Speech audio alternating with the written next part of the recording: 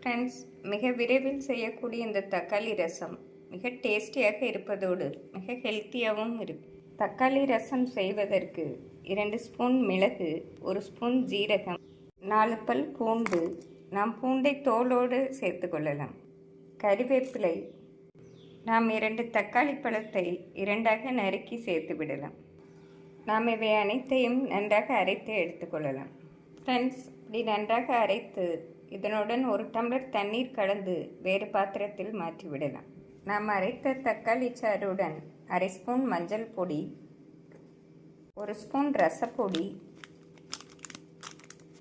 நாம் நன்றாக மிக்ஸ் செய்து பொழுது ரசத்தை தாளித்து விடலாம். நாம் தக்காளி ரசம் தாளிப்பதற்கு கடாயில் 2 ஸ்பூன் எண்ணெய் ஊற்றிவிடலாம். எண்ணெய் காயவும் கடுகு, உளுந்து, ஜீரகம் போடலாம். நாம் சிறிதளவு வெந்தயம் சேர்த்து விடலாம். நாம் பெருங்காயத்தூள் 1/2 ஸ்பூன் சேர்த்து விடலாம். காய்ந்த மிளகாய் 1 சேர்த்து விடலாம்.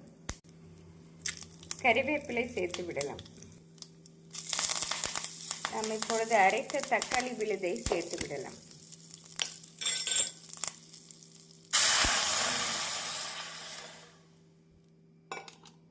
ஃப்ரெண்ட்ஸ், நாம் தேவையான அளவு கல்லுப்பு சேர்த்து விடலாம். மல்லி இலை தூவி விடலாம். ரசம் நன்றாக கொதித்து வரவும் நாம் வேறு பாத்திரத்தில் மாற்றிவிடலாம். நாம் 1/2 மூடி எலுமிச்சம் பழத்தை ரசம் ஊற்றும் கிண்ணத்தில் பிழிந்து விடலாம். ஃப்ரெண்ட்ஸ், ரசம் இந்த அளவு கொதித்து வரவும் நாம் எலுமிச்சை சாறை பிழிந்த பாத்திரத்தில் ஊற்றிவிடலாம். ஃப்ரெண்ட்ஸ், தக்காளி ரசம் அருமையாக ரெடியாகிவிட்டது. இதை நாம் பருப்பு, சாம்பாருடன் ஊற்றி சாப்பிட்டாலும் அருமையாக இருக்கும். வெறும் இந்த தக்காளி ரசம் வைத்து நாம் மட்டன் சுக்கா வைத்து சாப்பிட்டால் மிக டேஸ்டியாக இருக்கும். ஃப்ரெண்ட்ஸ், மிக விரைவில் செய்யக்கூடிய இந்த தக்காளி ரசம் மிக டேஸ்டியாக இருப்பதோடு மிக ஹெல்த்தியாகவும் இருக்கும். Thank you friends.